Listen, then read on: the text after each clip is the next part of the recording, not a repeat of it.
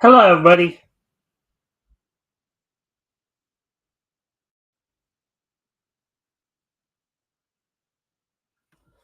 All right, so we're of course waiting for more people to show. You know, sometimes when you only have like two regular panelists who come pretty regularly, and they both become indisposed, and that can be a bit of a problem when you're trying to run a panel show. Anyways, yeah, just waiting to see if any of the other people that I've invited um, will answer the call, as it were.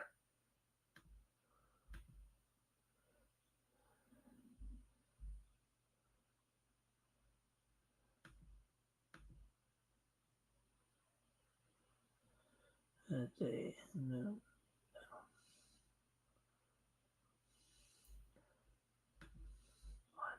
your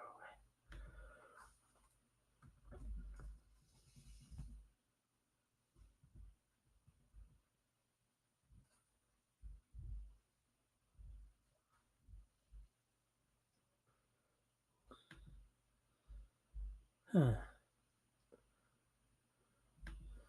Anyways, so again, as I said tonight, we're gonna try to, of course, if we can get some people in here to join us, we're gonna go over some of the things that happened this year in the world, of course, of niche, from everything from in anime, cartoons, comics, um, manga, pro wrestling, all that.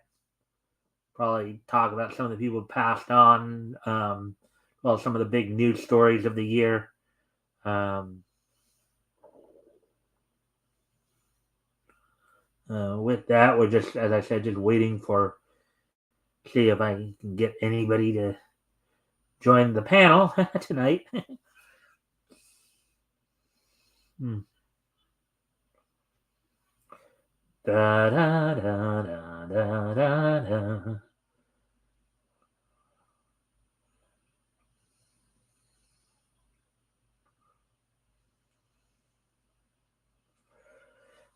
So, anyways, so the other night, of course, we did have.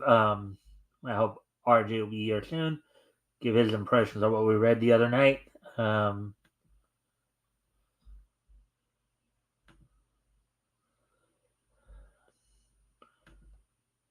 Gummy bears, bouncing here and there and everywhere. Find adventure that's beyond compare. They are the gummy bears. They are the gummy bears. You wanna come and talk stories of? You wanna come? You wanna come over? You wanna talk about some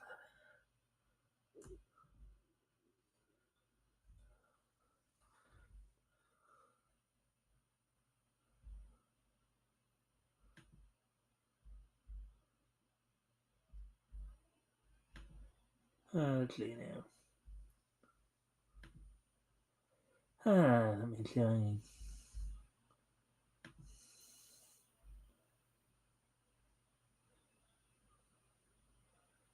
Come over. Come over.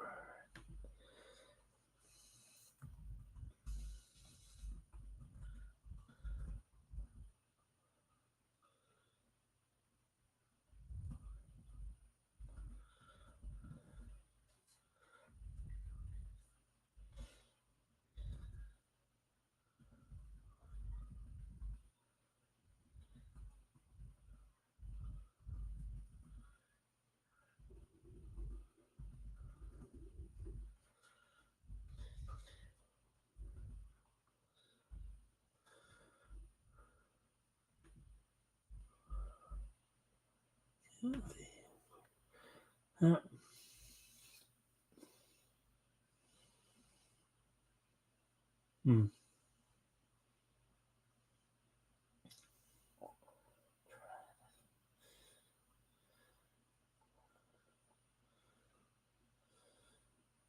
hmm. That's why we're just waiting for more people to show up. uh,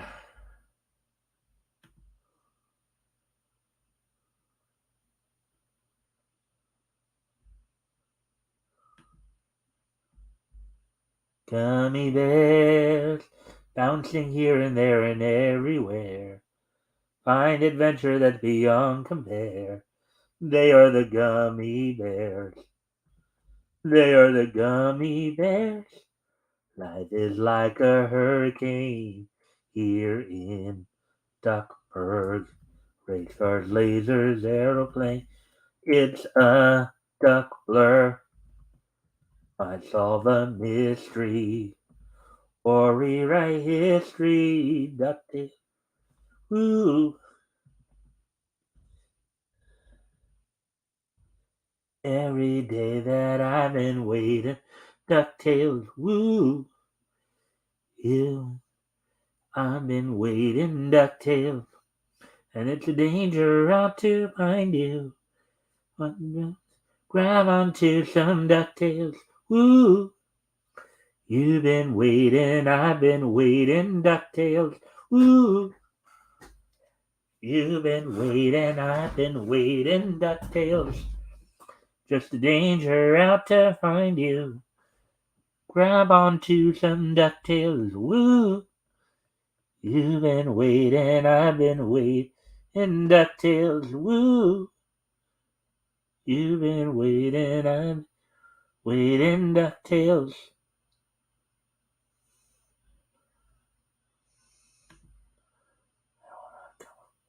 Wanna come over and join it? Wanna come over and join it? You wanna come over and join the come? Wanna come over and join the come?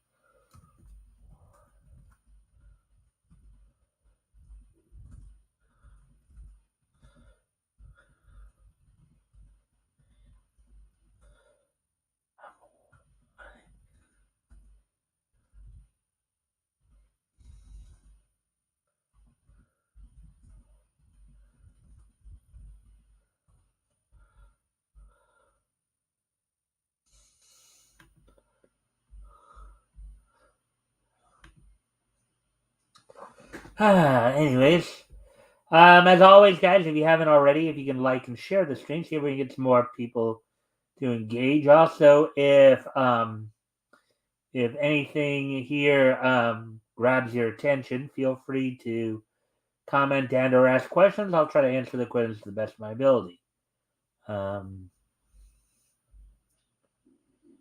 Anyways, we're just, as I said, just waiting for people to show up. uh, Let me see now.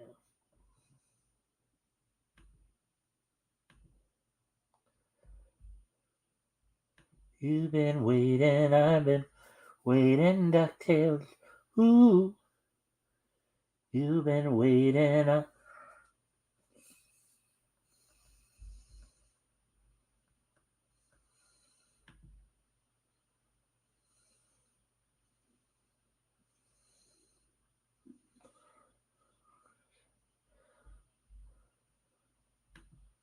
Huh.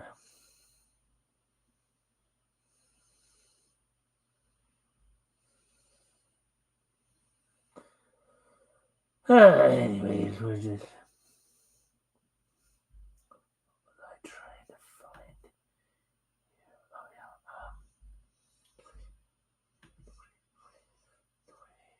Oh,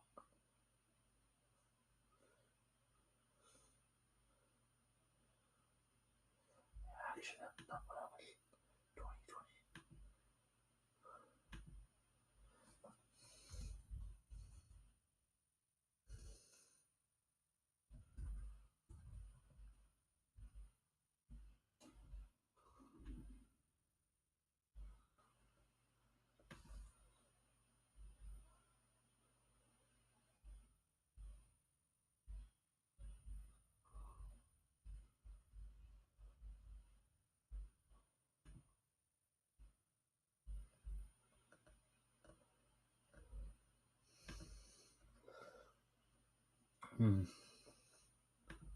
Oh, there we go. Hey, RJ. You can't just spend the whole stream looking at the camera. You gotta say I know. something. I know. I'm trying. It's hard when you're trying to do a panel show and there's nobody to do a panel with. It's like it's I know.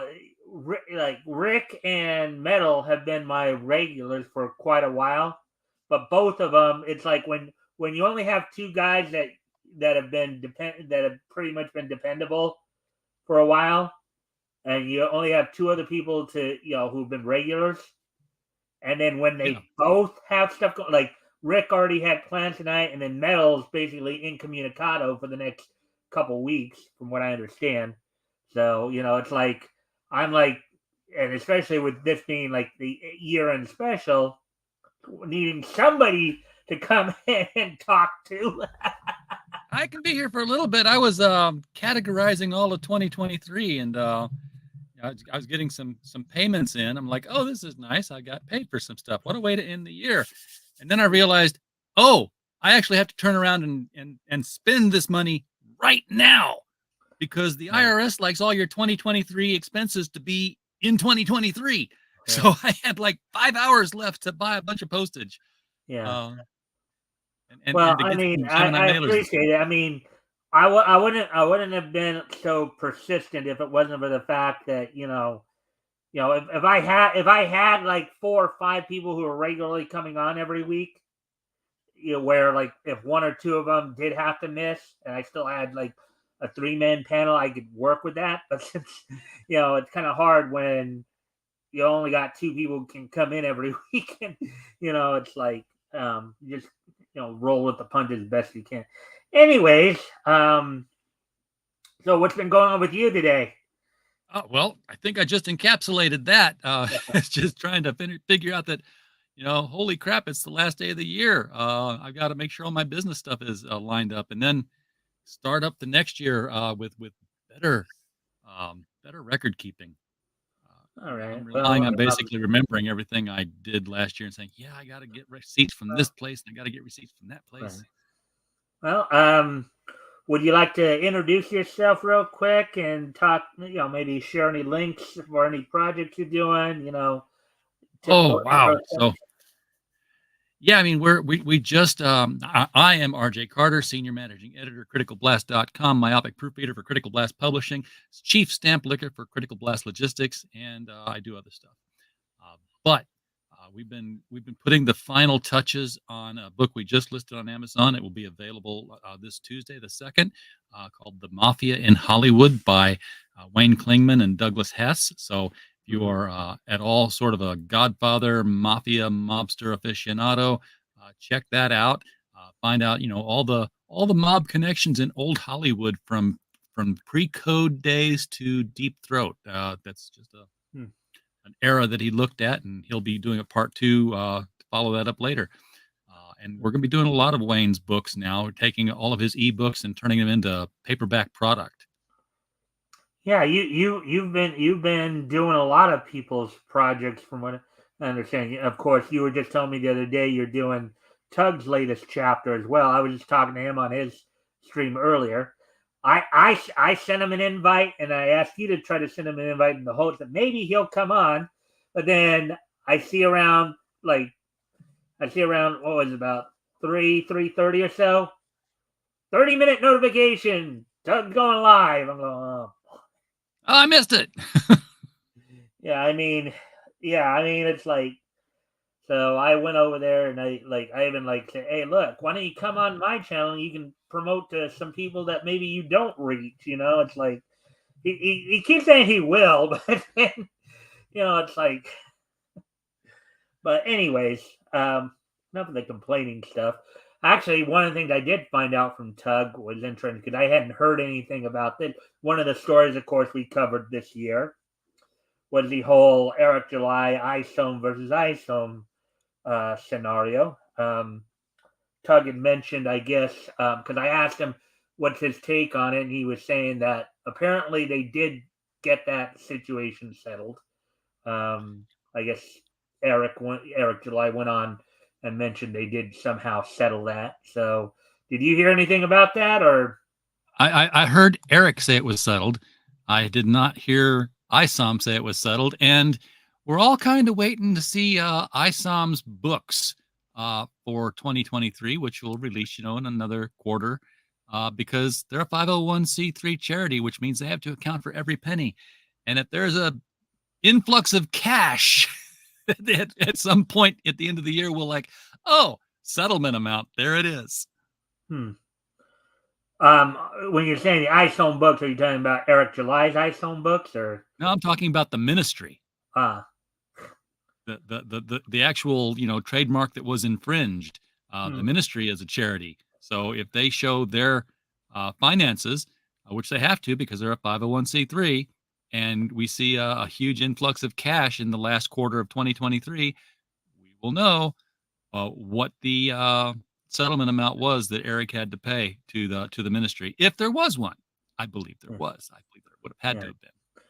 Well, I mean, even Tug was saying that when I asked him about it, he's glad that he said if it was in fact settled, he's glad that it was settled and didn't drag out in court, because it would have been bad for everybody involved, um, according to Tug there. So yeah.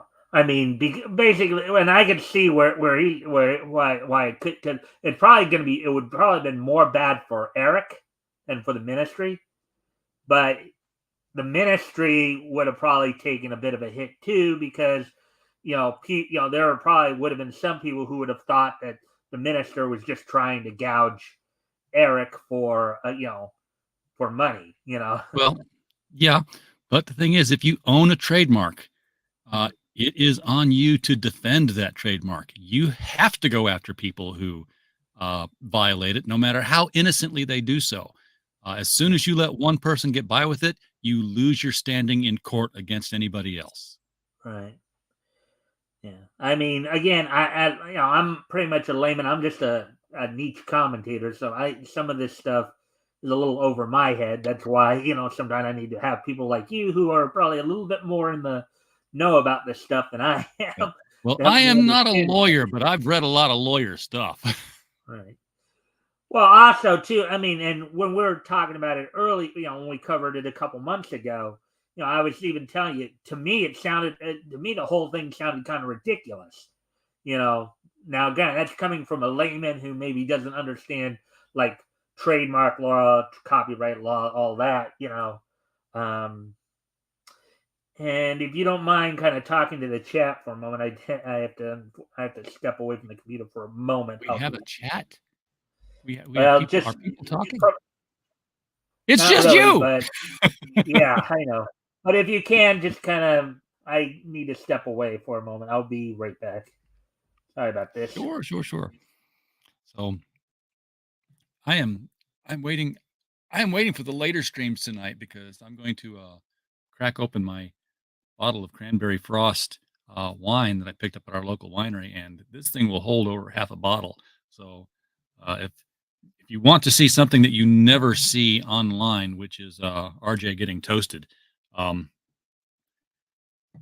find whatever live stream that I'm going to be in. It'll probably be one of these. Just saying, haven't been invited, but I'll crash the party because I'm going to drink tonight, and who knows what I'll say when I get drunk, because it's been 30 years since the last time I was 33 years since the last time I was flat on my ass drunk. And I do not remember that night, but I am told the stories of things I did and said, and I know I did not feel good the next day. So I'm not going to get that hammered.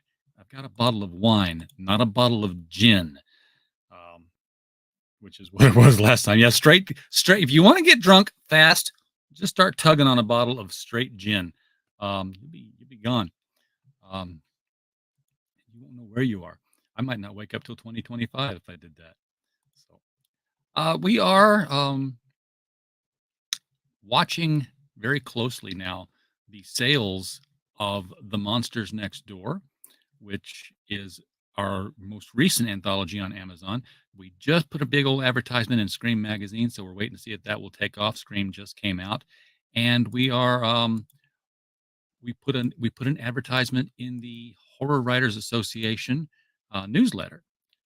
These are the people who um, they do the nominations for the Bram Stoker Award. So we're fingers crossed, that we end up on the nomination list, and then we, toes crossed that we actually get some sort of an award there. I think we did a bang up job on that anthology, if I do say so myself, with the stories and the production value of that book.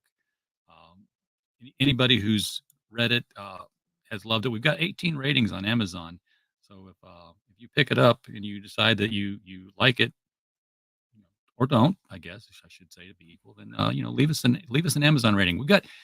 We've got 18 ratings so far, and still a 4.7 out of 5 of the stars on there. So had a streak for a while of 5 stars, and then we kind of lost it. Somebody was just a little bit more less generous with their stars, which is fine.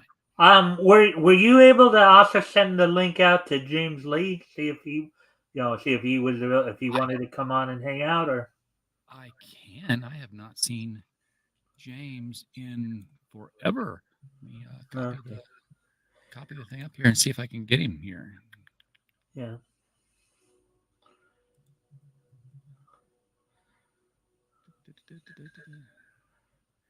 And of course, for all who are here, you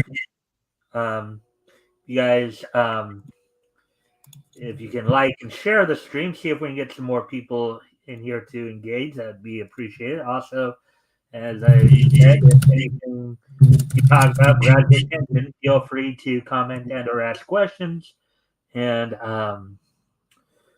we'll try to answer the questions to the best of our ability.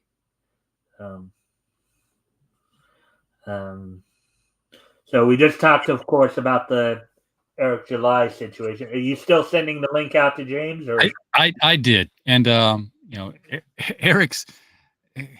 It's been a rough couple of days for Eric and those in his orbit, whether for or against. That's an entirely different kettle of fish. It's been rough couple of days. Wow, what's happened the last couple of days? Nothing legally problematic. Just Twitter drama. Twitter drama. And the funniest thing that came out of it was the statement, "I did not send a night letter. I sent a DM in the middle of the day." Like, that's not what a night letter means, Eric. I don't even know what a night letter is. You want to enlighten me? Because I don't even know what a night letter. A night letter takes its name from, you would, if you were living in an area, a war-torn area, and the terrorists would leave a letter under your door in the middle of the night saying, "Hey, we noticed you did a thing. You might not want to do that thing, because the next time you do that thing, we might, not be able to protect you from bad things." That's a night letter. So basically, in a very veiled sense, somebody basically accused Eric July of making a terrorist threat. No, not a terrorist threat. It's just any kind of a threat, any kind of a veiled threat where you can, like, I can see what you're really saying here when you tell me this. The old, nice establishment you got here. It'd be a shame if something were to happen to it. That kind of a thing. Well, he had sent a DM to Ethan Van Sciver, and everybody can see the DM. Ethan opened it up on the live stream, and I'm not even sure what all it said, but Ethan perceived it to be some sort of a threatening, vague threat, and said so. And everybody who saw it on Ethan's stream has an opinion one way or the other. But that's the so-called night letter. There's drama between Eric July and Ethan Van Sciver now. I thought only for the last 8 months. Huh? Only for the last 8 months. Yes, there is drama. I thought they were kind of on the same page. Well, they were until the DM came out, and I'm not even sure what's going on here. It's it started with the trademark. And then it kind of sort of sprawled out into the quality of the book because people are saying, hey, the quality of this $45, $50 book that we're buying here isn't really giving us $45 to $50 worth of value, especially when you have a bunch of misspellings in it and things change color from one panel to the next without any reason. Hmm. And Eric The, comes the out like, color the color changing though, doesn't that remind you of something that we've seen at well, yeah, times? it can be printing errors, but it's like we shouldn't have those kind of coloration printing errors these days. If the guy's At least shirt is not purple in now, the first whereas it panel, was more common back in the golden ages we've seen. yeah. I mean, if the guy's shirt is purple in the first panel, it should be purple in the third panel. It shouldn't change colors. The colorists know better than that. Hmm. Um, it's fun to just kind of watch and to not really get involved in. So it's a spectator sport for me. Hmm. Yeah. Okay. So that's one, of course, the big stories that 2023. See some other big story, some other stuff that's went on, and of course, one of the things that got talked about a lot, not just from me from covering it, but also commentators like Yellow Flash and a few others, is how manga has been outpacing Western comics in terms of sales, and also how the emergence, of course, of the indie comic community as well. You want to give some Well, some take on either of those topics? I can't speak to manga. I don't buy manga. I don't read manga. But I know that a lot of people do. I know that the Barnes and Noble shelves of manga are 2 to 3 times as long as the shelf space given to American graphic novels. Why? I don't know. Well, wait. Um, Well, I'll talk a little bit more about that in a moment. I knew you probably wouldn't have as much to say on the manga part, but no. obviously the emergence of the indie comic scene. Obviously, you probably have some Well, little carrots that you could the share on the that the the, regard. in, the indie comic scene emerges every year for like the past 35 years. It's like, oh wow, look, indies are really coming up here. Yeah, where were you last year when indies were really coming up? It's the problem is that you have indies come up and go away, and new indies come up and they go away, and then new indies come up and they go away, Yeah, but and at any least indie at that least comes up and stays becomes mainstream. yeah. Well, I mean, the thing is though, is that in this case, though, you know, with everything going on with Comicsgate, you have, some of the, some of the longtime comic book creators, like Chuck Dixon, like Mike Barron, Yeah, in fact, Mike, in fact, it's funny. Mike Barron dropped in on Rex's stream earlier today. I was in there as well. We were talking about, because I don't know if I probably told you this on Friday when we were, but on Thursday there, Mike was a highlight of my show because I actually did I read over 2 articles that he was involved in. The one Mike is a being that, busy guy. huh? Mike is a very busy guy. Yeah. One Always writing. being one being that Antarctic Press is is helping to distribute his book to retailers, In his Blue Thin Line. Blue Line book, and Yep. then also he had the interview with Chris Braley for the Indie Comic Showcase for Florida Man vs. Hogzilla. So we were talking about that, and I guess, and what we found out earlier today on Rex's stream, of course, is that that project, which is I guess on Fund My Comic as well, um, that thing's got like 6 days to go before it closes. So All um, the best projects are on Fund My Comic. yeah. Everybody Um, should check that out. let's see. Well, we know other creators who were formerly with DC and Marvel. Guys like Gabe Eltabe, like John Malin, um, Ethan Ben Skyver, obviously. Um, you know, they're all like, now they're going on other platforms. And Yeah, but they've been doing that since 2016 and a yeah, little bit before even. So Again, it's one of those things where it's been emerging every year. It's an overnight success story, 20 years in the making. Uh, yeah, but well, I've seen like you know when you were still doing your show every day, you know you'd have a lot of people that you were interviewing too. Yeah, there's You no know, shortage of them. yeah, and then of course some of the lesser known ones who had some success include some Rick and Rick Piper himself, Yep. um, Timothy Olson, Canadian Shield, yeah, the Canadian Shield, Rick Piper's Canadian Shield, Melvin from Timothy Olson, now the known as Timothy Olson's Timolovich is, Melvin. huh? What was that? Now known as Timothy Olson's Melvin Oh because yeah, he's oh yeah, because we got into that just because the whole thing, the whole coverage of the ISOM, right? yep, that's Yeah. right. Um.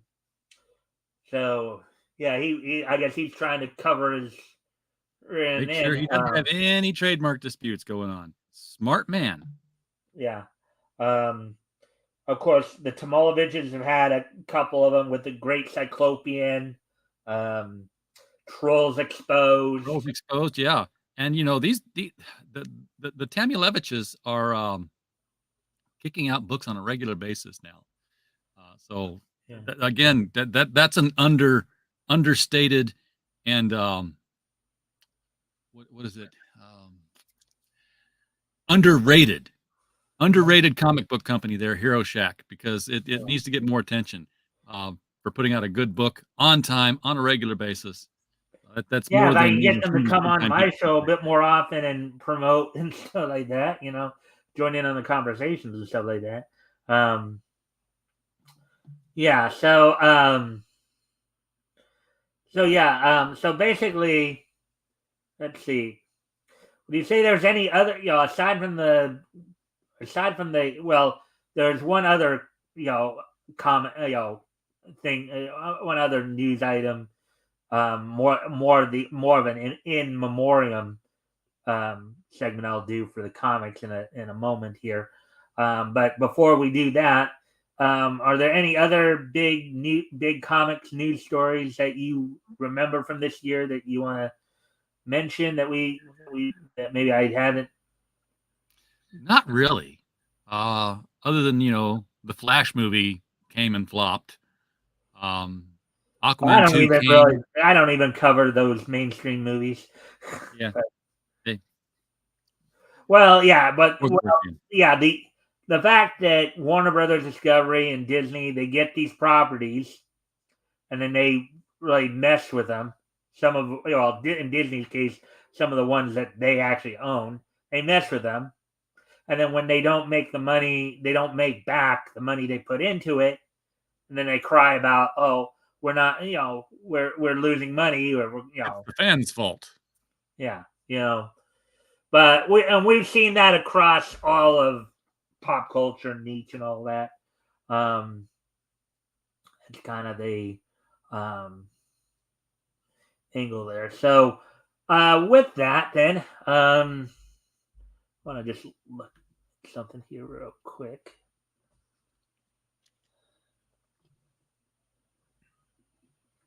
Um,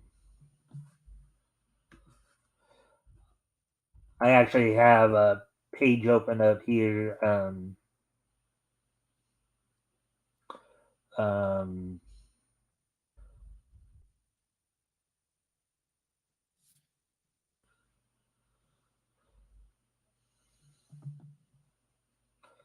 because obviously there were a lot of, I know, and granted, not that, oh, that's the guy I was thinking of. I've been thinking about this guy the last couple of days. I'll mention him in a moment here. Um, he's going. Oh yeah, this.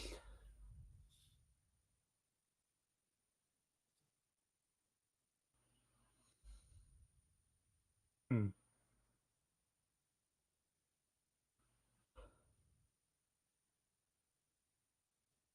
Hmm. Was it this year or last year that George Perez passed away? Oh, that should be easy to confirm. Boy, it feels like it's been forever ago, and yesterday at the same time. 'Cause I thought it was this year, but I'm not seeing his No, name. no, it was May of 2022. Okay. All right. Well, he was one of the ones I thought had actually um, passed on this year, but there are a few names of interest here. Well, yeah, Um, Keith Giffen, of course, passed last October. and then Al Jaffe also passed away this past year. So yeah, Yeah, and of course John Romita Sr. yeah. So let me pull up the wiki, and then we can go over. Maybe we can talk a little bit about um, some of those more well-known names in there, because there were a lot of them who passed away. You could see that list right there. But we'll hit upon some of the more well-known names, or ones I would think are well-known. Actually, they're yeah, okay. So let's see. Uh, Actually, there was a Belgian comic artist named Jorel Azara, um, passed away at the age of 85, who, of course, continued Clifton. Don't know what that one is, but let's see. Let's see. Bill Tidy. Let's see. Frank Hill, who did the Bugs Bunny newspaper comic, an artist for Randy Senator Gaseous, continued Short Pills, and the Tom and Jerry. He passed away at 93. Mm, that's a Um, good run. 93 is a good run. Michael Reeves, who was an American animation scriptwriter, novelist, and comic writer who worked on Teen Titans, passed away at age 72. Let's see.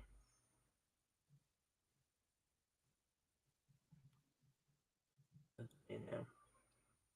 Al Jaffe. Now, this is something I do remember um, talking about, and I even mentioned, even though I couldn't remember his name until I just seen it now, but I remember covering this earlier this year. So back on April 10th of this year, Al Jaffe, who is an American cartoonist, um, was known for doing the Mad Fold-In pages, Yeah.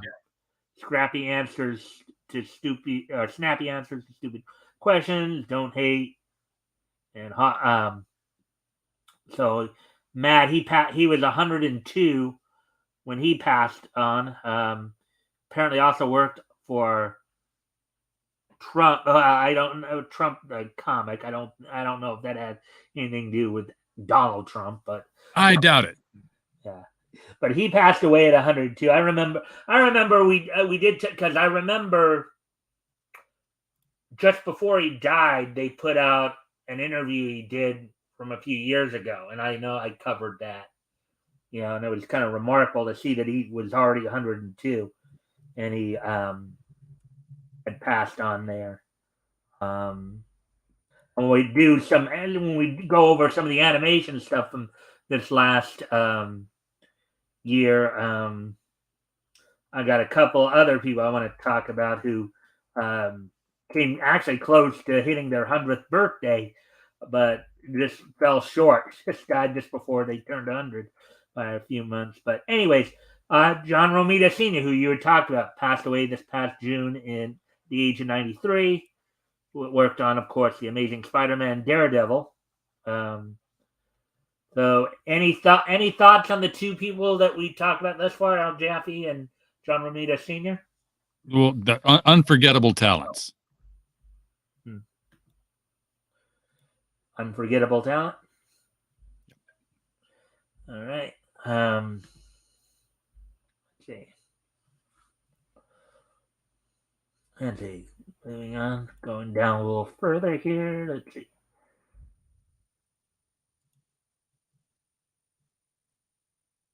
Okay, I'm just.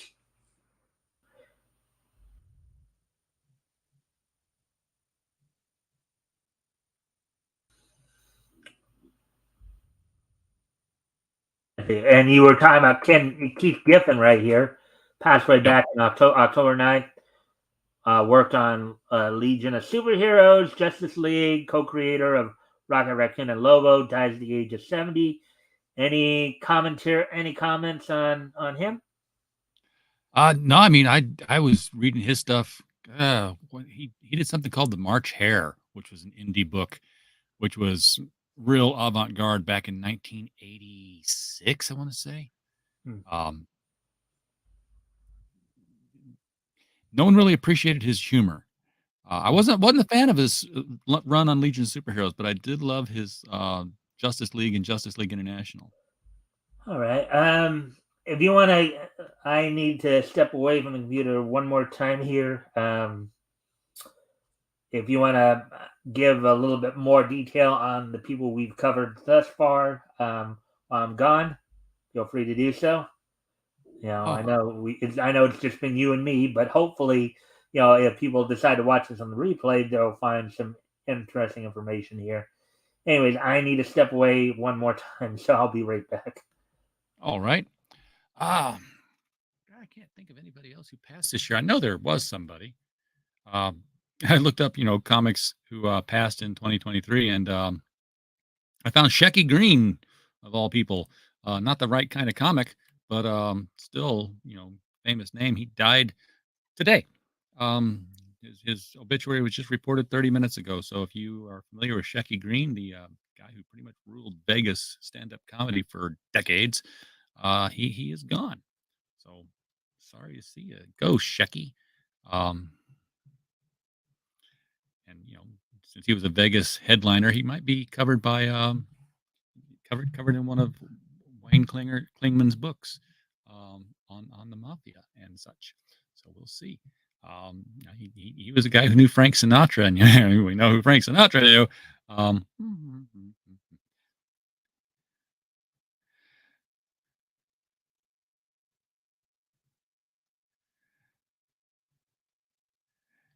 oh, but goodness gracious, what can I say? I'm not ready to say anything yet. I'm just kind of ready to chill out. You know what? I haven't had dinner yet. That's the other problem. So I'm going to this is tiding me over till dinner. I'm going to be off here in a few minutes so I can eat something, and I'll eat it with fresh breath. Man, I gotta watch these things. These are my kryptonite. These little wedding mints, I guess, that kind of crumble in your mouth. Do like them very, very much. Hmm.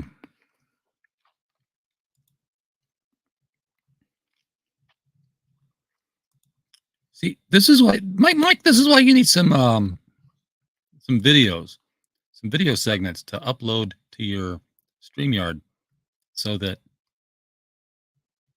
when you got to walk away, you just start a video up, and then you're good for 5 minutes. It can be like trailers.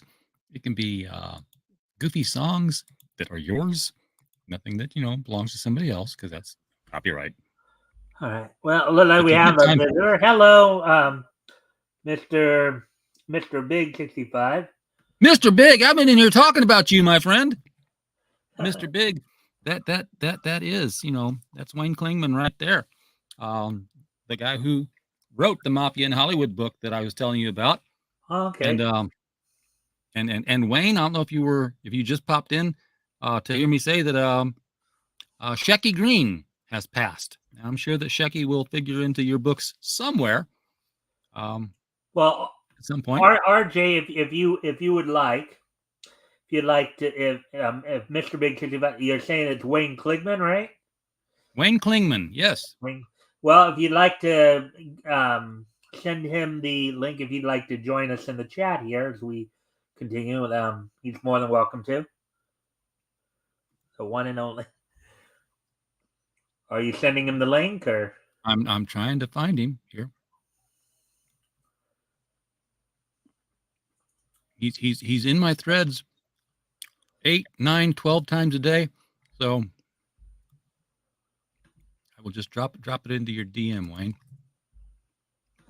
And of course, if you Okay. guys can, That's the wrong guys thing. haven't already, if you can like and share the stream, see if we can get some more people in here to engage. That would be appreciated as well. And as always, if anything grabs your attention, feel free to comment and/or ask questions, and we will answer the questions to the best of our ability.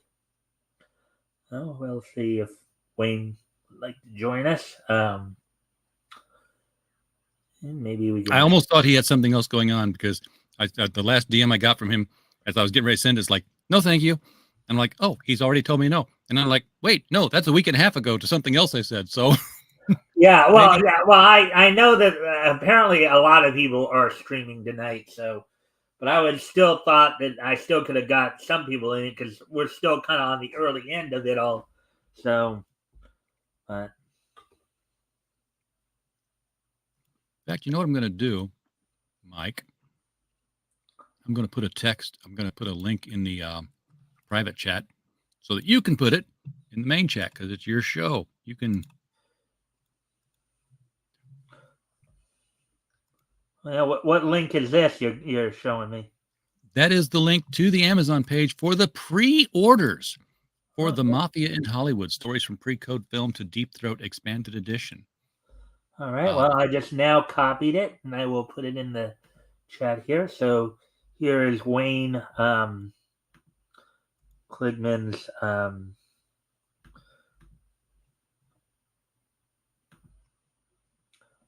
Oh wow! Will this all even be able to? Wait, what?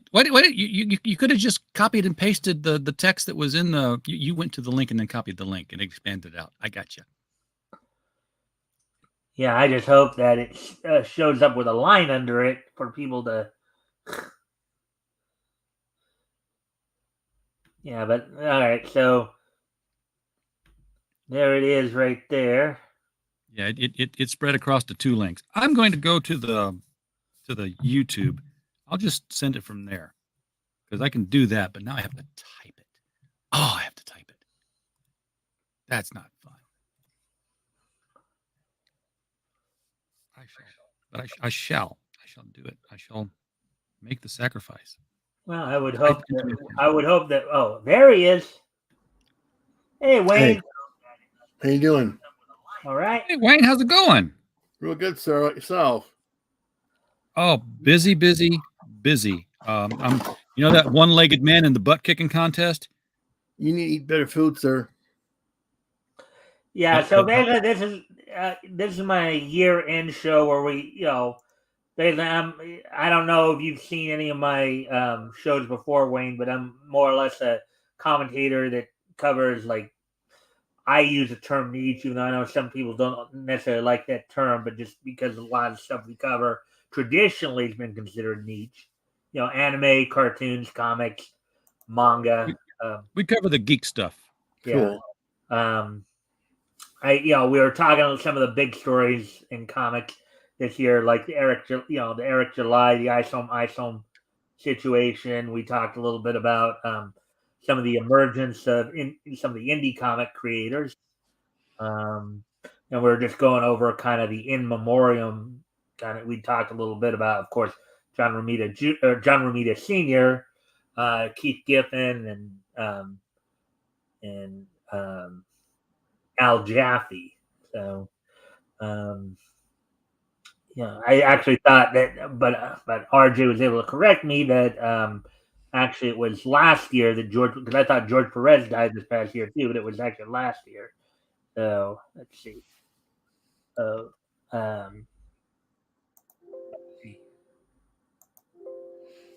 Wayne's got a lot of. Wayne's introducing me to a whole new niche of things, because it's a fandom I was not aware of, and that is, people have a love affair with the bad boys, the mafia, yes, sir. The mafia, the mobsters, the Cosa Nostra, whatever you want to call them. Well, even in Japan, they have a fascination for their term is Yakuza. Yakuza. There's a lot of Yakuza stuff. We love them. So what's this link for, RJ? That's the short link for the one that took up 2 spaces on yours. Okay. This is the link to Wayne's book, the Mafia in Hollywood, long subtitle, basically telling you that it's from pre-code, which was the Hays Code, but before the Hays Code, Right. up through the making of Deep Throat. Yes, that Deep Throat, that movie that everyone knows, but no one has seen. Well, I told you recently too, RJ, that I told you that I'd been watching a lot more, classic golden age cartoons, animation, and Right. I had a chance to see some of the older You've seen the stuff that was got through the censors because there was no censorship back then. Right. So let's see. But I showed this to George, the rankings here on. I said, George, hey, look, here's the here's the Monsters Next Door. Look, we're ranked at 2.4 million out of all books. He's like, yeah, I know. We've been up for a couple months. I'm like, here's the pre-order for Wayne's books. He's ranked 863,000 in all books. And George's response was, son of a bitch, get out there and rename the Monsters Next Door to like the Mobsters Next Door. Because apparently that's where the reading is. People are buying that book. And I've already seen, because one of the links to it is off of our webpage, and of course all the links off of our webpage are affiliate links. So it's like Amazon says, oh look, Critical Blast sold this one for you, we'll give them a nickel for it. I've already seen pre-orders come through on my Amazon page for that. Yes. So not a bunch, but enough to let me know people are clicking it. I gotta tell you, I'm so happy I'm working with RJ here, because I can sell that book to my mother, and I knew it was, he will tell you nicely how it was horribly edited. That person's been shot. I mean, that person's been disappeared in the Arkansas swamps. And he really fixed it up a lot. It helped a ton.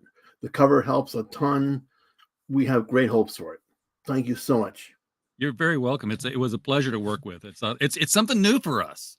And we're trying to build out our catalog. So we're currently offering like real sweetheart deals to new authors. Like, you're not going to get 80% royalty rate from anybody else out there right now. Well, the thing is, not to beat a dead horse, but let me say this: the difference between working with you and working with someone else is like day and night. It's like it's not that hard. It's not that hard to be honest. It's not that hard to be transparent. It's not that hard to return a phone call. Oh no! In fact, it's harder to try to obfuscate things, because then you got to juggle stuff, and I don't like juggling. It's like, okay, what did I tell him last time? This is where we're at. Yeah, I only have hopes with everything else that we do. I only have hopes. Working with you has solved a lot of problems. I can deal with you with all the stuff I can't do anything with, like the posters, the game I have. If you can sell them, great. Let's split that profit. If not, we're not on anything. It's one thing at a time. I keep saying, because we're a very small crew. We can work on one book at a time. And again, I don't want to step on Mike's show. I'm sorry. I apologize. No, that's okay. For the weekend panel like this, it's an open to each panel. It goes all over the place. Yeah, my ultimate goal is to have a good conversation going. I don't necessarily have to always be doing the talking. I can if need be, and I usually will pull up articles I've covered the week if we need be. But basically the idea is to get a conversation going, getting conversation not just going in the studio here, but also in the chat, get people involved and engaged. So thank you.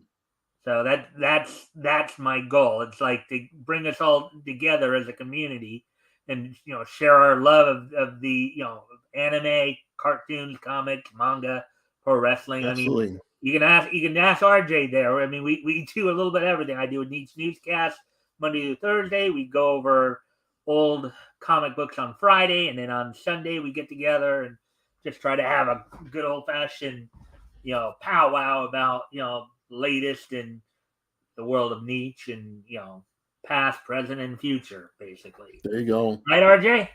That's right. So So Wayne, Sir. about the Hollywood, the mafia in Hollywood. You stopped at the making of Deep Throat. We could go on. We could go back in time. We could go forward. Yeah. Well, it's 2023. Okay. We don't really think of the mafia anymore. It's sort of like yeah, that was something we had as recently as the 70s, but after that, no more. We didn't have them anymore. Is that true, or are they just so mainstream now that they're? I sent you a copy of the manuscript for Buffalo Mob, right? Have you looked at it yet? I've not. Okay, that's going on as we speak, right? There's a huge trial going on in Buffalo, New York. It should start in a couple of weeks, where we have a strip club owner who's the nephew of a supposedly mafia guy who started a business, supposedly, right? It's his nephew has a strip club. And that strip club is created run by an outlaw motorcycle from the Outlaws Motorcycle Club. He's also been also involved in this huge scam, is a former DEA agent who's giving bribes, right? Oh, we have boy. at least one dead witness. We have a judge that committed suicide. We have a priest that committed suicide, all linked. Interesting. And this trial's coming up in like a couple of weeks. So what I'm hearing is we need to get the hardcover out right away. Well, see. Well, I mean, the whole Whitey Bulger thing was just 2 or 3 years ago? Yeah, I mean, he beat to death in prison, yeah. No, and then you have an FBI agent working with the guy. I'm sorry, I can get excited about the subject. I enjoy researching Buffalo because it's current modern day. The people involved are linked together. A lot of them have been in prison before. The cases against them now involves everything from construction to healthcare fraud. Oh, look, we have a $2 billion stadium being built in Buffalo. Interesting. $2 billion. Yeah. And speaking about modern stuff in mafia and pornography, here you go. Very interesting book. It talks two things. It talks a little bit about the case the FBI agent worked on, and then the fact that he had a nervous breakdown, and he tried to get help for it, and all the FBI could do is give him a hard time. You would think you have an FBI agent who's done a good job. He's having mental problems because of what he had to deal with, right? Let's give him the help he needs. Oh, no, let's not.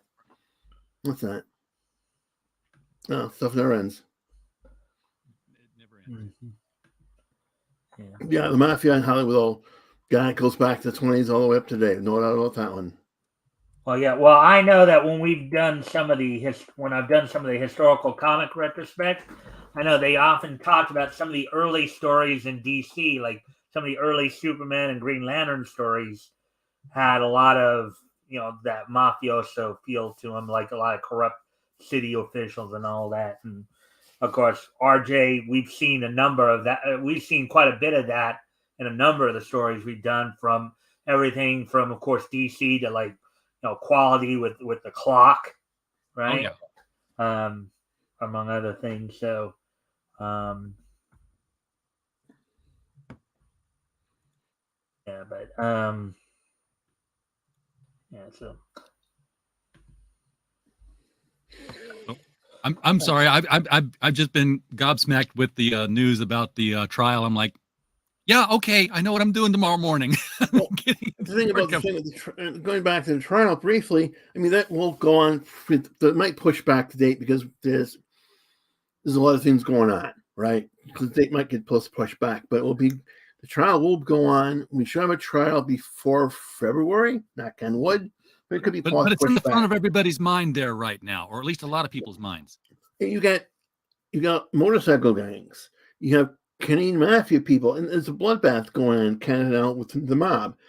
There's been more people killed in the mafia in Canada in the last, say, 10 years than the last 20 years in the United States. They're dying like flies. Okay. We got more than a lot of content to come out on the mafia and Buffalo, the motorcycle gangs, the corruption within the Buffalo City, like Erie County, New York, and probably the state of New York. Oh, can you say the governor of New York? Is she linked? So Wayne, serious question here. How safe is it to be the publisher of this book? Well, I'll put it this way. I met the son of my guy Frank. I met his son, who was an older bully. If I'm 65, he must be by now in his 80s. Okay. He was a bully at the time. He's only been worse. The worst he could have done when he threatened my life was beat me up or trying to beat me up. I'm an old man with health issues, right? When he threatened my producer of that film, who wrestled in college, who spilled like a fire plug, it would have been a short fight.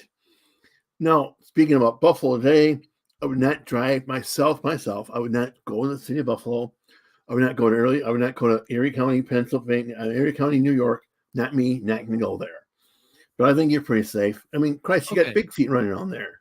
This is true. We have Sasquatches guarding the place. You do, and you get crazy spots. Yeah.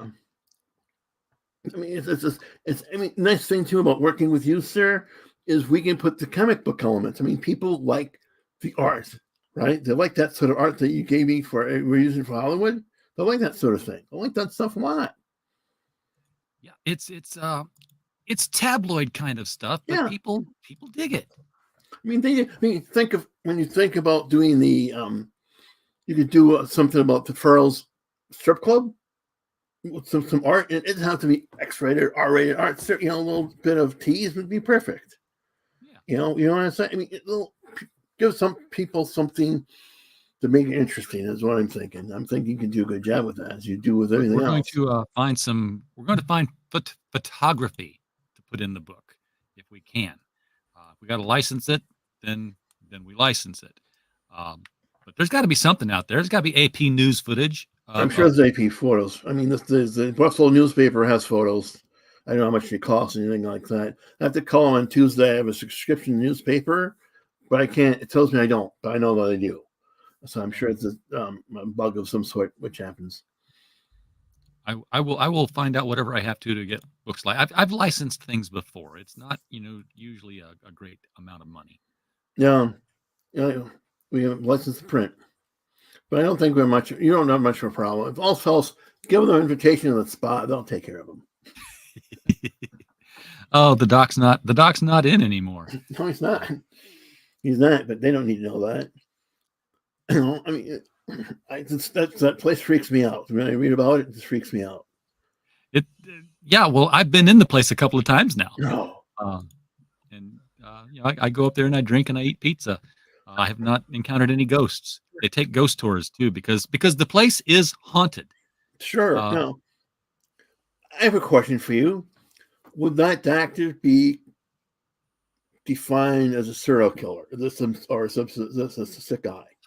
That's a very good question, and I think somebody tried to tackle that once. We're talking, by the way, about Dr. Norman Baker of Eureka Springs, Arkansas, who ran his own hospital. It is now a hotel where people would come for cancer treatments in the early 1900s because he had the cure, and his cure was you'll die under my care, as I dissect you for vivisection to find out what's making you sick. And I sent you that news article. The Baker Motel. That's not to be confused with the Bates Motel, right? No, not the Bates Motel. No, it's now the Crescent Hotel, by the way. But they just did landscaping on the property 3 to 5 years ago. I want to say it was 3 years ago.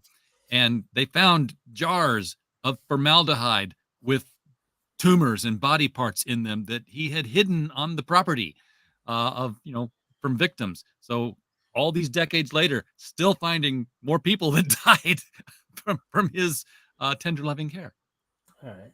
All right. So I want to move the conversation along a little bit here.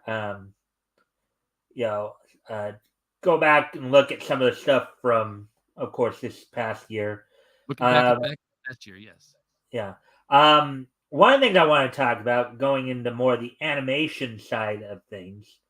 Of course, we know that what's been going on throughout a lot of the medium, from comics to cartoons, movies, mainstream Hollywood in general, has been one of the big stories that's been going on for the last 2 or 3, last 4 or 5 years probably, is this whole influx of like DEI, of diversity, all that, and and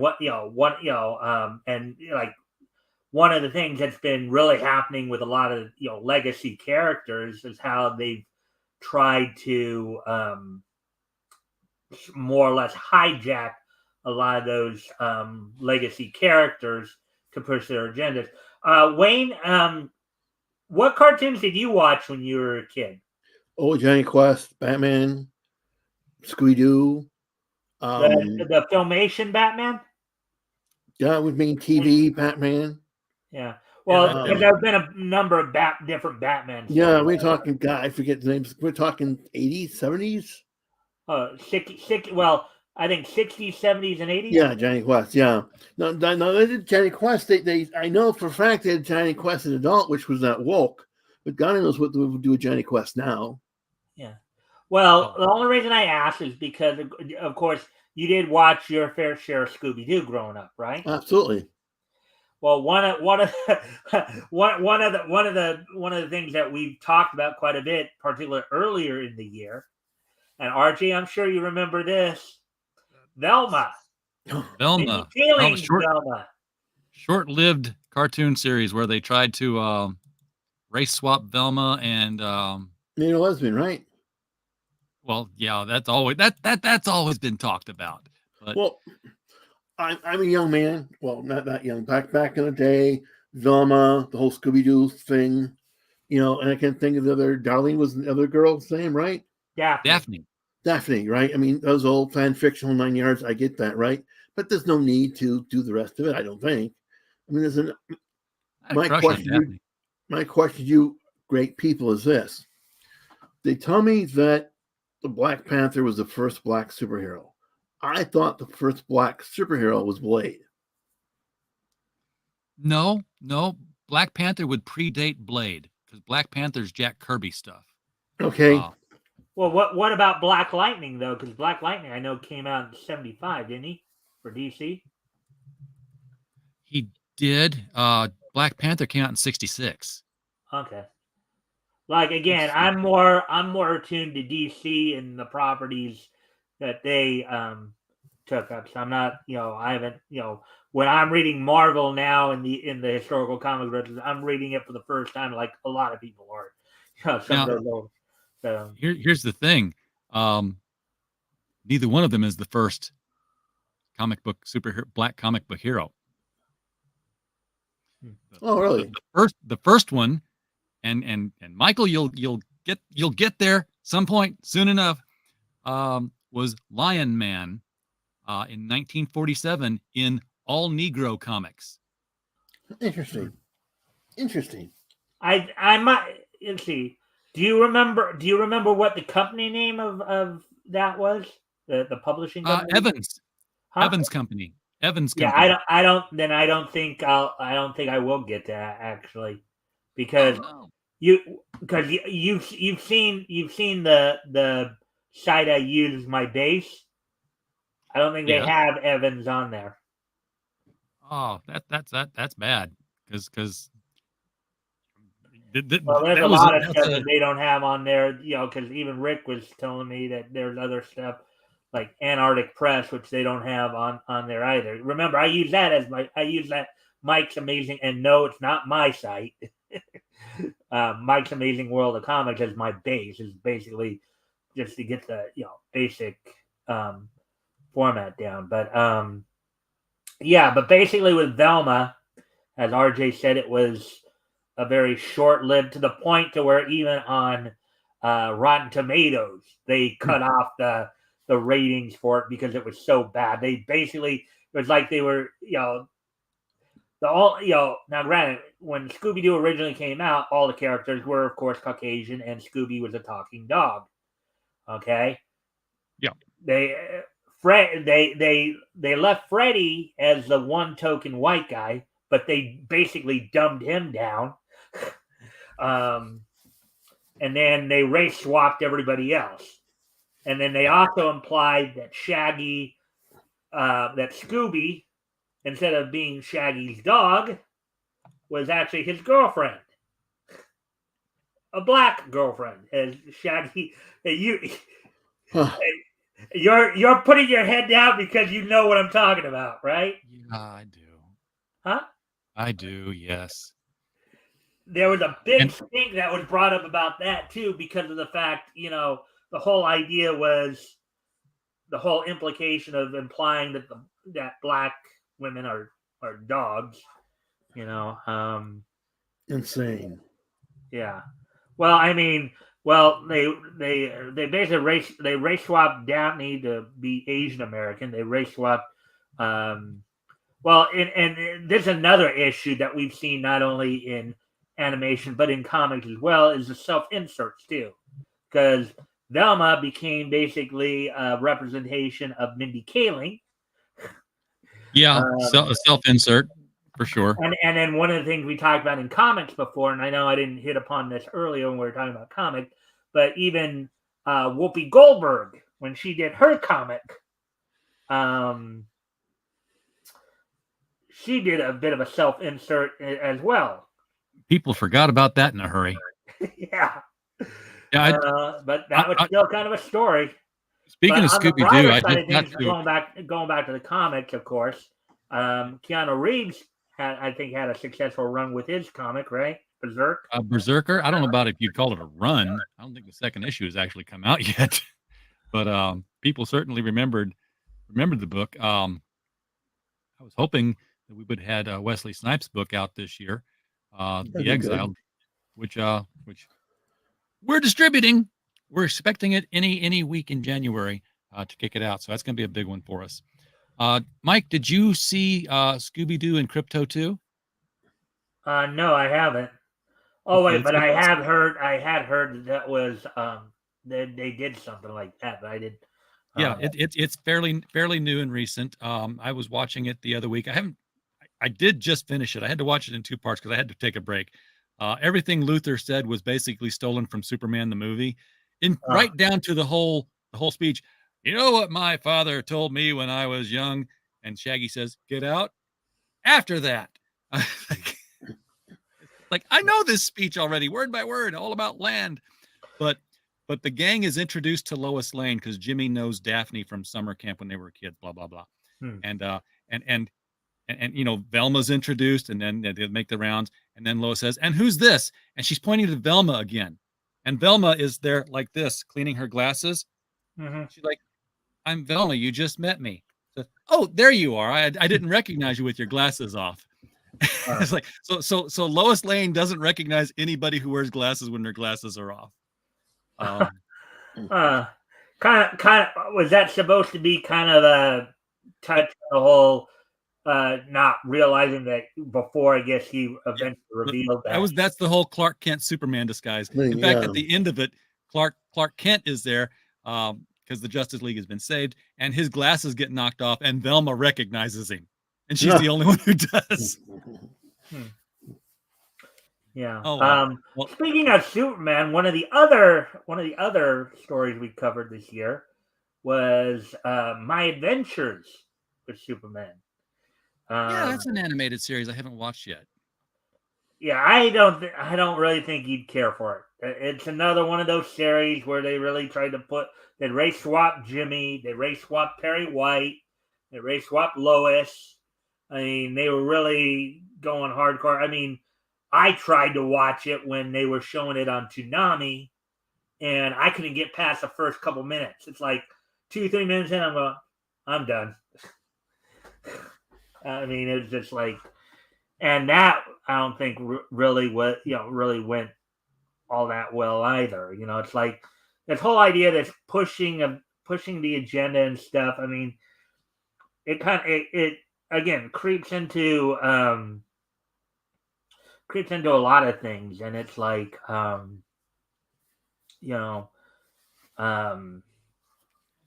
it's everywhere. It's pervasive. Yeah, I mean, I don't think. And before we get into the anime, now Wayne, do you know what anime is? I do know what anime is. Okay, it's Japanese anime.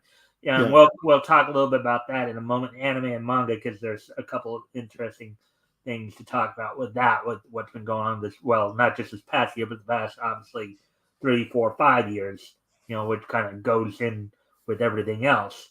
But before we do move on to anime and manga, hey Rick's here. Happy New Year, all. Happy New Year, Rick. Rick, come in here so I can leave. I gotta go. Well, he can't. I guess, He's tied up. yeah. Yeah, hearing a gunfire in a few minutes. Yeah. But before I move on to the anime and manga stuff, let's do a little. Graham, I'm not going to go over everybody, but there's a couple I did want to hit up because they came close to their 100th birthday, but fell a little short.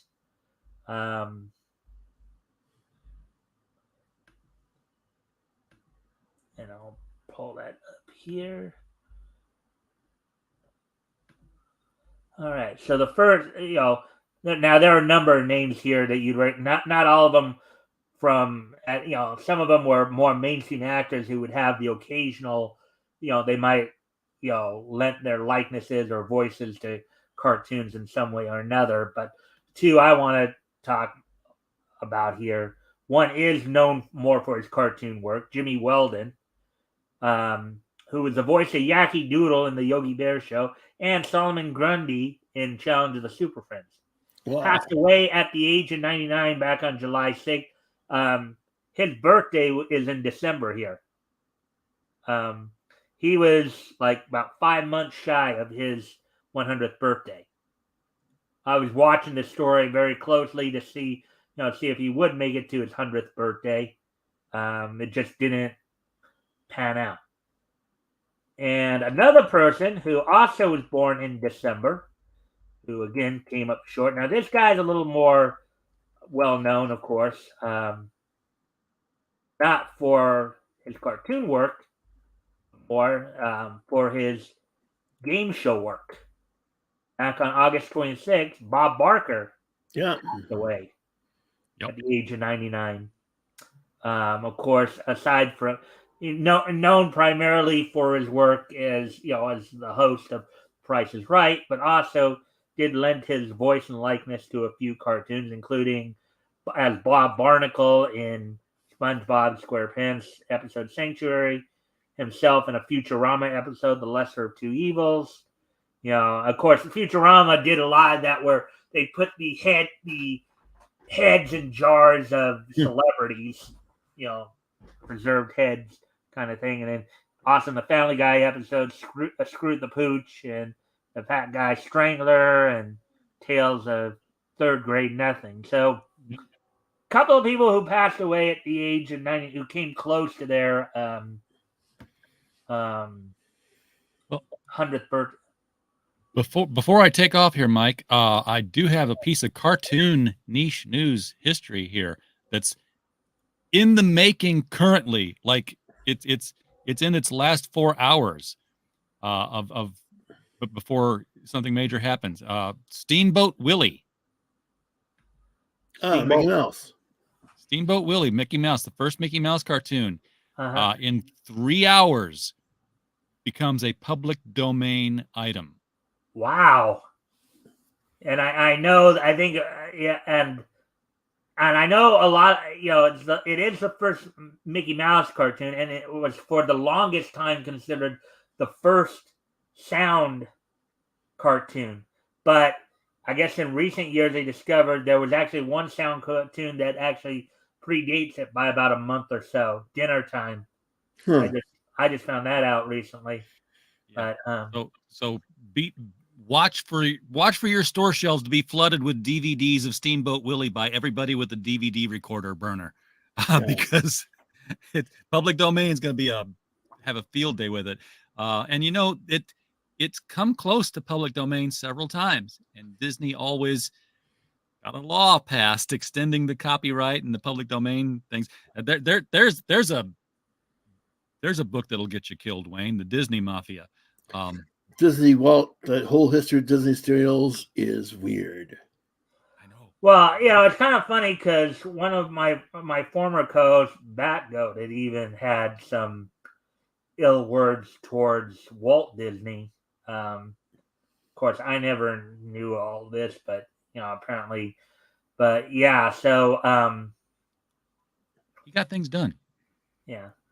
Well, I would hope, RJ, if you do have to leave, I would hope that you would at least still continue to watch because I do have some this weekend in niche history stuff that I'm sure you might be interested in once we get to the end of the show here. But Wayne, I'd be glad to have you continue on. If you want to stick around and I can hang stick out, around for talk. a few minutes, sir. Absolutely. I'll get an education. Gentlemen, happy 2024. I'm going to fill this glass up, and we'll see. I'm going to wake up next year. That's my plan. Okay. So, Thank you for coming in, Arjun. Thank you for Sure. helping me at least get one other person in here to join in. So I do Wayne, appreciate good to see you. We will talk Pleasure. again very soon. Yes, sir. Thank you, sir. it. And as always, if you guys can like and share the stream, and of course, if you like what you're seeing, please subscribe as well so you can be more informed. Also, anything we talk about grabs your attention, feel free to comment and or ask questions, and I'll try to answer the questions to the best of my ability. Okay, so now we covered cartoons, animation, we covered comics. So we'll talk a little bit about anime and manga because as a lot of this stuff is intertwined, as well. One of the things that's been talked about that I know some other commentators like Yellow Flash talked about how manga has been outpacing Western comics in sales over the last at least couple of years here, 2 or 3 years. A lot of it having to do with the fact of people just rather than people disliking the agenda pushing in Western comics and just a lot of the storytelling that's going on in manga. I watch a lot of anime myself. You know, and we've even seen like in some of the live action adaptations that have been going on,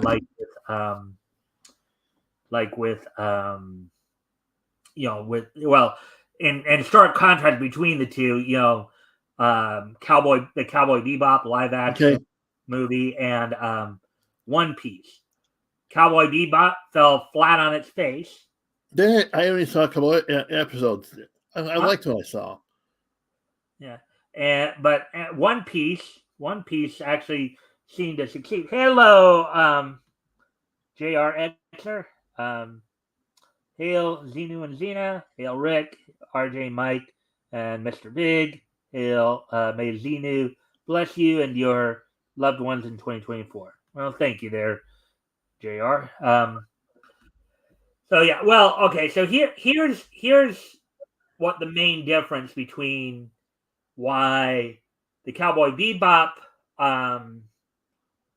live action series flopped and the One Piece live action succeeded. It's the fact that they stayed with the One Piece. They stayed true to the source material, whereas with the Cowboy Bebop, they did not. They with the Cowboy Bebop one, they basically they listed the creator of Cowboy Bebop as a consultant, and then essentially ignored almost everything he told them. Oh, that's too bad. And just decided to put in everything, and this got a lot of stink because, of course, the girl who was cast as Maid Valentine went on a whole tirade about, oh, I'm sorry, I'm not some little prissy little thing, this, that, and the next thing, and and then whereas they were more true to the source material when it came to One Piece, and that's the thing too. With the reason manga is outselling Western comics, the reason anime, and we'll get into another story that's been more recent, as in the last month or so, because I've talked about this the last couple of weeks, of course. is the localization issues, the translator issues.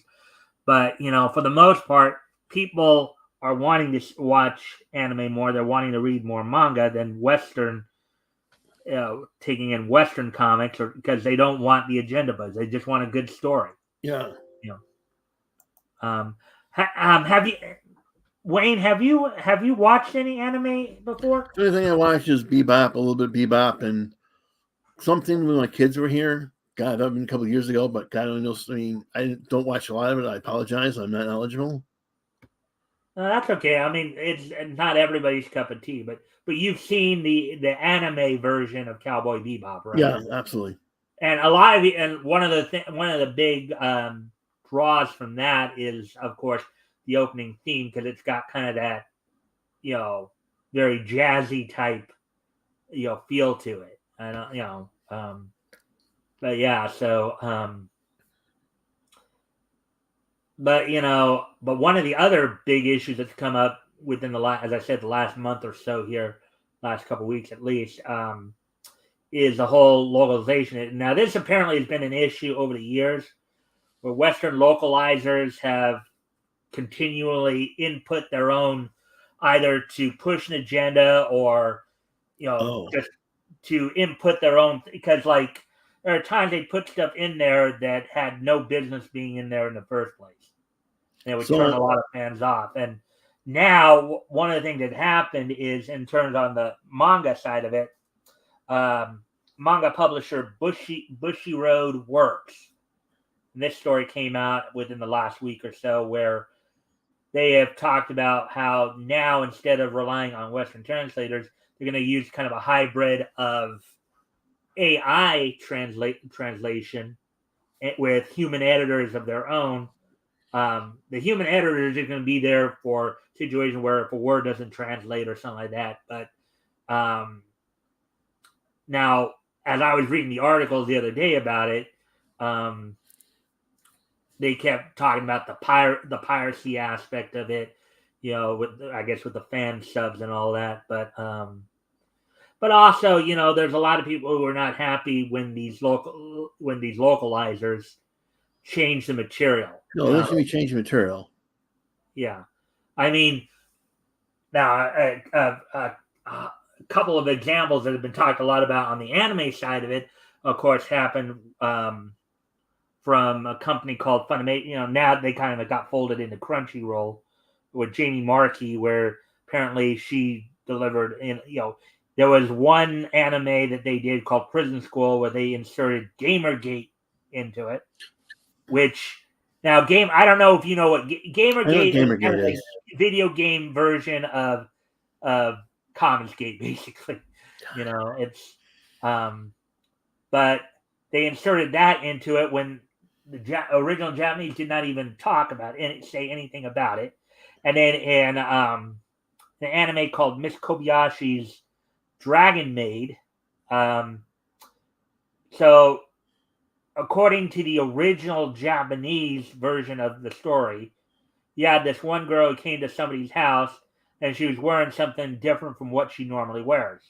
And her friend was basically asking her, "Oh, I noticed," or mentioned to her, "Hey, I noticed you're wearing something a little bit different than you normally do." And it was just simply, now, according to the original Japanese version, it was one of those things where it was like, "Oh, I just wanted to change it up a bit." But Funimation and Jamie Marchi decided, no, we're going to change that. We're going to make a statement about the patriarchy. Oh, Jesus. And they, so she put in a line in there, goes, "Well, yeah, I just didn't want to conform to the patriarchal society." It's like that got a lot of heat, but that's been going on.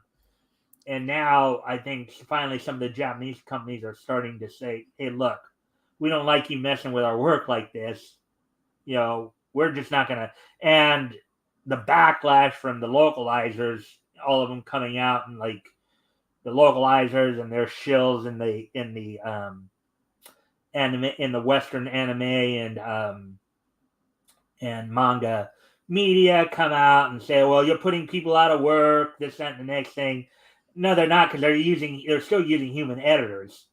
Well, if the human editor, if they're if the work is supposed to be A and turn it into something else completely different, they should be losing their jobs. Yeah, I mean, but there, that's been one of the big things that's been going on with anime and mangas over the last That's crazy. few years. Yeah, so I mean, um, yeah, and it's kind of funny too because they'll do it with the lesser known show. Like they don't do it with the major shows.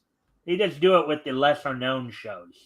Like much go like they don't dare try to pull that with something like Dragon Ball No. or Demon Slayer because granted it's not. I don't think it's happening as much here in California. The dubbing companies here in California thing. I don't think it's happening as much here as it is like with Crunchyroll, Funimation in Dallas. But still, I mean, it's like,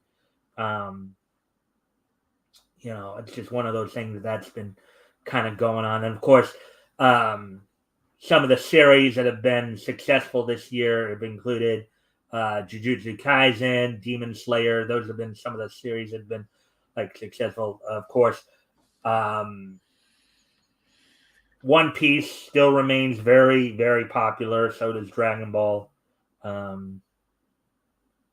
So that's pretty much a lot of the anime side of it. I guess I can probably go over and see if there's anybody of note we can talk about in passing.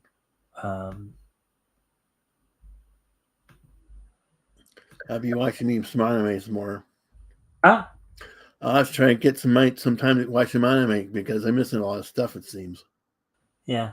Well, I mean, I hope you would consider subscribing to my channel and coming on and checking my shows out. Like I said, Sundays we do a plan panel to, yes, sir. where I invite everybody in to invite people in to talk, and then Monday through Thursday I do like kind of a niche newscast where I go over some, I'll read some of the stories from Bounding into Comics and Bleeding Fool and stuff like that. In fact, every Thursday I'll read the Indie Comic Showcase from Chris Braley. I'll cover that article. Now on Fridays, and I usually will have co-hosts. RJ is one of them, of course. Well, I'll have them come in. We'll read. Right now we're going through books that went on sale in January of 1940. We're just systematic. Oh, really? Okay. Yeah. So I hope that I can start seeing you more. No, you should. You should. Yeah, absolutely. Absolutely. I appreciate you letting me come on. I appreciate you coming on too because it's like I have somebody to actually talk to because my two regular guys couldn't. Rick being one of them who you saw earlier, couldn't really. My two guys who are normally on with me every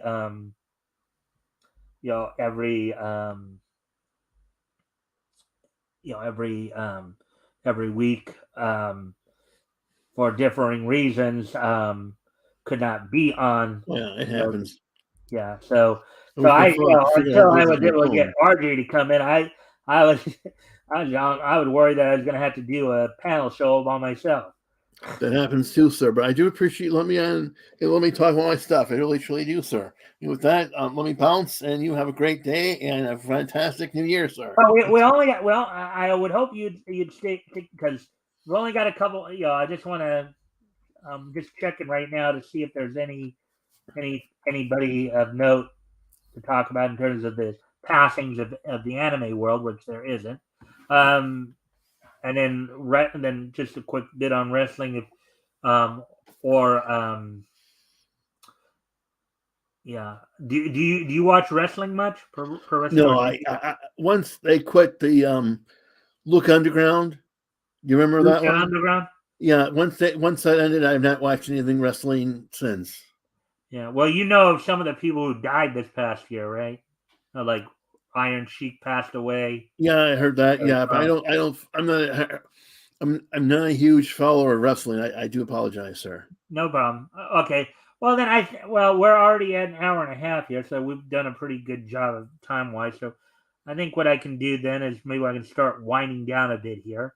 What we can do, one of the other things I do during my shows too, towards the end, is we do something called, most of the time it's this day in Niche history. Obviously, on the weekend show, it's this weekend in Niche history. So you want to stick around? We'll probably just finish up with that and then be done. You want to stick around for that? Sure, I can try to stick around for that. Yes, sir. All right. So today is the last day of 2023. I know some of you are it's already 2024, but we're going to take a look back at this weekend in Niche history. History! Let me just take a look here. 2013 and yeah, 70. All right. So without any further ado, all right. So first off, going back to yesterday, going back 25 years ago yesterday, on yesterday's date, 25 years ago, so I can find cursor to go. All right. On yesterday's date, 25 years ago, back in 1998, the 70th and final issue of Sandman Mystery Theater from DC's Vertigo imprint went on sale yesterday, 25 years ago. So for $2.50, 32 pages. The story was titled The Hero Final Act, written by Stephen T. Siegel, with art by Guy Davis. John Costanza did the lettering, and David Hornung did the coloring. So on yesterday's date, 25 years ago, the 70th and final issue of Sandman Mystery Theater from DC's Vertigo imprint went on sale. Do you remember that book, Wayne? Or no, sir, I do not. 25 years ago, I was a drunk. All right. All right. And 10 years ago, yesterday, WWE held its Monday Night Raw event. The last Monday Night Raw of 2013 from the Richmond Coliseum in Richmond, Virginia. The night, of course, saw in the main event Daniel Bryan defeat Bray Wyatt by disqualification. Prior to that, he also defeated Eric Rowan and Luke Harper of the Bray Wyatt family. Also in a big multi-women tag match, you had Caitlyn, Rosa Mendez, Oksana, Alicia Vines, and Summer Rae defeat Ava Marie, the Bella Twins, and the Funkadactyls, Cameron and Naomi. Let's see, anything else? Biggie Langston retained the Intercontinental Championship over Fandango. And to open up the night, CM Punk defeated Seth Rollins. So that all happened 10 years ago yesterday. Now getting on to today. Today, I'd like to wish a happy 70th birthday to American actor James Remar. Now, in the world of animation, he's had quite a bit of a run as a few voices here, because James Remar, who is 70 years old today, provided some voices for some DC characters. He was Carter Hall Hawkman in Justice League Unlimited, provided the voice of that. Also provided the voice of Two-Face in Batman, The Brave and the Bold, and Black Mask in the Batman. He also provided the voice of Vilgax in the Ben 10 Alien Force Ben 10 Ultimate Alien series, and Tonrak in The Legend of Korra. So happy 70th birthday to American actor James Remar. And finally, let's see if I can find the cursor. Finally, one more time here.